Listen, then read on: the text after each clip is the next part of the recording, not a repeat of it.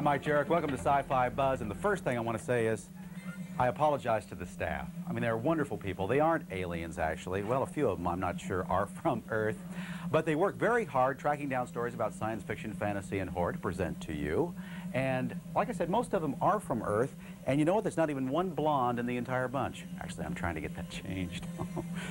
But now it's time to meet Michael Westmore, the 13th of the Hollywood Westmores. You know, his grandfather was a wig maker to the Crown of England back in the late 19th century. So what does Michael do to carry on the family tradition? Well, he makes things, too. He makes aliens. Award-winning Hollywood makeup artist Michael Westmore has his hands full whipping up some of the hottest, hippest aliens on television. Did you tell him about that slug inside of you? Yes, Benjamin. He knows I'm a Trill. He finds it fascinating. He's never met a joined species before. As makeup supervisor on both Star Trek The Next Generation and Deep Space Nine, Westmore is deluged with requests for aliens, aliens, and more aliens. The challenges come hot and heavy, especially with Deep Space Nine, because it seems that they have different types of scripts, and the scripts call for more aliens, more opticals, more visuals, more everything going on. Fortunately, he's up to the challenge, because if anyone has makeup in his blood, it's this Westmore of Hollywood. My family history in makeup goes back generations. I'm a third generation working in the business. And my grandfather actually was a wig maker. And as the family immigrated to America from England, they wound up in Hollywood. After years spent traveling the world, honing his makeup skills in feature films, Westmore decided it was time to settle down. Next thing he knew, he was accepting an offer to beam aboard Gene Roddenberry's latest interstellar brainchild, Star Trek The Next Generation. Klingons do not pursue relationships. They conquer that which they desire. Westmore quickly learned Star Trek's alien designs needed to adhere to the rules of Roddenberry. Our aliens do have a human element to them, that we don't give them 3 mouths or 10 ears or put the eyeballs out here and make them blink. And that all stems to Gene Roddenberry. That was Gene's direction, that his humanoids and his aliens on Star Trek would always have a human element to them no matter what we did. Surrounded by aliens and humanoids day in and day out, Westmore can't help but speculate on the existence of intelligent life out there. They could be. I mean, after you worked on Star Trek and you realize the humanoid type of things, so if you get into other galaxies and there can be oxygen and there could be life forms and they could be very humanoid. And that's what's so interesting about the humanoids that we do, is they are so human, yet they could be from someplace where you might land, and they wouldn't be that different from us. And no one will be better prepared to offer our galactic neighbors flattering makeovers better than earthly expert Michael Westmore. By the way, Michael Westmore's talents won him an Academy Award several years ago. He created the makeup for Eric Stoltz's character, you know, the deformed young man in the film Mask. Wait a second, is that a call on the buzzboard line? This is Ron Mendricks from San Francisco. For years, I've been a fan of Chelsea Quinn Yarbrough, whose most recent tale of her benevolent vampires in the Saint Germain cycle is called Darker Jewels. It's set in 16th century Russia, and like every one of her novels, it promises to be a great, vast, and intriguing read.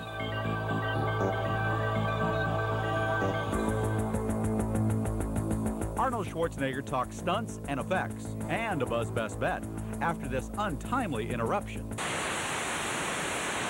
Tone things down for his PG-13 crowd. You always make movies for the people out there. You don't make movies for yourself and for the director and for the studio. It's for the people. And if you know that the people like to see less violent movies, then that's the way you got to make it.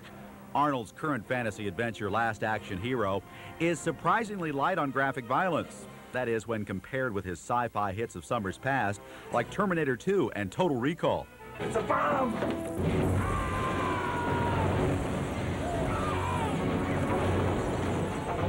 He's okay. Minor wound. Both cops dead. Last Action Hero tells the tale of a young boy who, after receiving a magic ticket, finds himself thrust into the imaginary world of his celluloid hero, Jack Slater. Oh, Jack! Did you see that?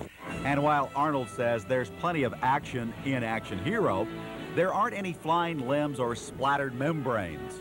I move away more from the violent movies, from the graphic violence, simply because, as I said, the people today are not as interested in seeing those movies. We have a tremendous movement in this country that is an anti-violence movement because of what's going on the streets, because of what we see in society in general. And I think that this is why I feel that I should provide the kind of entertainment that is less violent. It's also a fact that PG films are 3 times more likely to make over $100 million than R-rated films. And besides being an actor, Arnold is also a shrewd businessman. See? That's my world. He's gone over to my world. To compensate for less graphic violence, the filmmakers have pumped up the number of stunts and effects in Last Action Hero.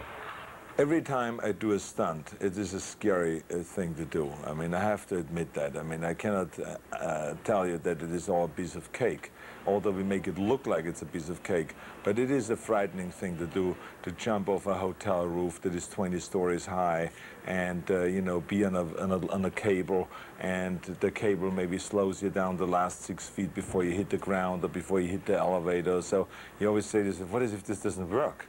What if this cable doesn't, you know, protect me or something like this? The big guy scared? Hero director John McTiernan, who also worked with Schwarzenegger on Predator, doesn't buy a word of it. Actually, he loves physical stuff. You know, it's a challenge, and he loves them. I think those are the days that he has more fun than anything else, than any other days. Even when he has to dive into a puddle of Oreo cookie dye, substituting for tar, of course, Arnie obviously savors doing stunts. But have we really seen the last of the savage Schwarzenegger that fans have come to know and love? If there's a story that calls for, like, for instance, when we do the Crusades in the future, yeah, that's a very violent period. You cannot pull back on that, and you have to shoot it the way it is. Arnold Schwarzenegger and the Last Crusade. It's got a nice ring to it. I bet you knew this. Conan the Barbarian, that character was popular before Arnold Schwarzenegger ever played him. In fact, this candle, yes, that is a candle. Look at the guy's wick right there, see? This was made in London based on the comic book character. And of course, Arnie came along and created these characters for Terminator. Check out this guy here. I'll be back. I'm sure you will. In fact, he is back in his new film called The Last Action Hero, and this is one of the characters from that. Jack Slater is his name. Give me 5. Ow! Ooh, Arnie, I gotta...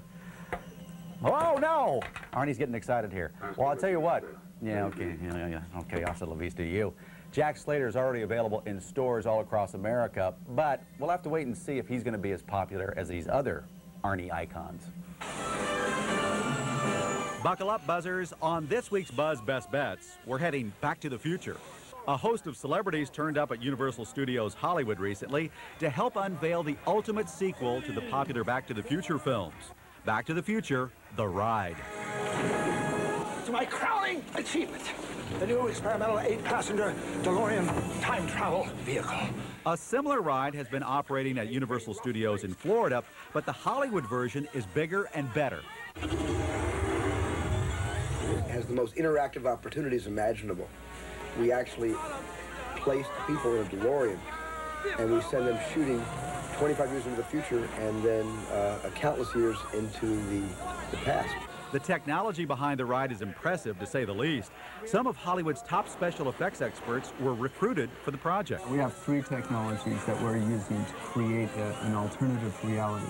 The movement of the ride vehicle, our DeLorean, the visual aspect, which is this 80-foot diameter dome image, and the audio, which is an 11-channel stereo audio system that surrounds the audience. So if you're looking for 4.5 minutes of sheer, unadulterated fun, Universal Studios Hollywood is a Buzz Best Bet.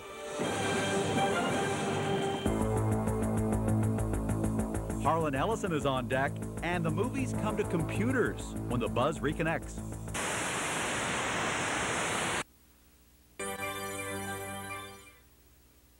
I am a HAL 9000 computer. Meet Bob Fry, Product Development Manager for Sound Source Unlimited, the minds behind the hottest trend in computer accessories. Audio and visual clips are entertainment software for Macintosh and IBM personal computers.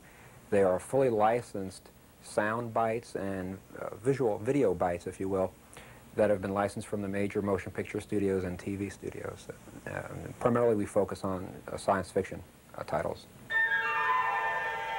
Captain's log, stardate 3113.7. Having secured the rights to sci-fi giants like Star Trek and Star Wars, Sound Source has managed to bring a bit of Silicon Valley to Hollywood. And that comes as welcome news to those who find their computers somewhat less than user-friendly. It personalizes your computer for you. Typically, computers are these quiet, impersonal, cold devices that we have in our lives. And the ability to put your favorite characters or your favorite musical clips or favorite sound effects on your computer to greet you in the morning or when you open a program up, it makes your computer more personal and almost human. Computers make excellent and efficient servants. If your boss isn't giving you enough grief a particular day, you might want to have this clip. I don't give you enough information to think. So now your computer can abuse you as well. Though Sound Source has pretty much mastered the quality of their audio clips, the visual clips are in a constant state of improvement. The technology that we use to make the movies is something called QuickTime that Apple Computer developed. And it's a very dynamic type of entity on the computer. It's a format for doing movies on the computer, and it's evolving very rapidly. We're seeing changes every 6 months. When QuickTime first came out, we had these little postage-size stamped movies, and now they're getting to be quarter screen. Though full-screen visuals are only available in the professional domain, Bob Fry predicts they'll be on home computers in a few short years. The line between television and computers will become more blurred than ever. Daisy, Daisy, give me your answer to. I'm half crazy, all for the love of you. Hi, this is Jan Wilson from Albuquerque, New Mexico. I enjoy the Quantum Leap novels by Ashley McConnell, especially the most recent one called Too Close for Comfort. In this volume, the future of Project Quantum Leap is in jeopardy. It's an action-filled story with lots of twists and surprises.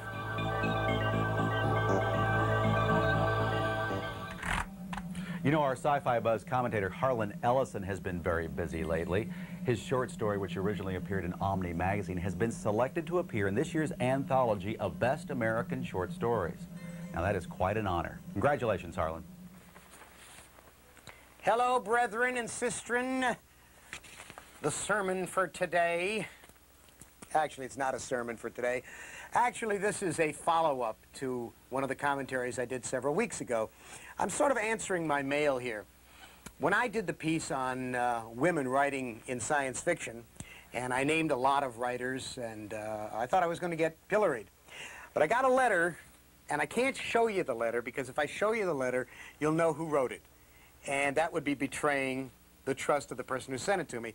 But I've used yellow highlighter here, and I think I've got the salient parts, and I'd like to read you what this writer, a woman, wrote to me. A woman who is a writer and an anthologist, very well known, very highly respected, and she was talking about the commentary that I did about women writing in science fiction. And she wrote, "Dear Harlan, I was in the kitchen washing dishes a short while ago when somebody came in to tell me that the television was about to emit something interesting. I asked the obvious question, and he said he was watching Sci-Fi Buzz, and Harlan Ellison's going to talk about women, SF, and fantasy writers.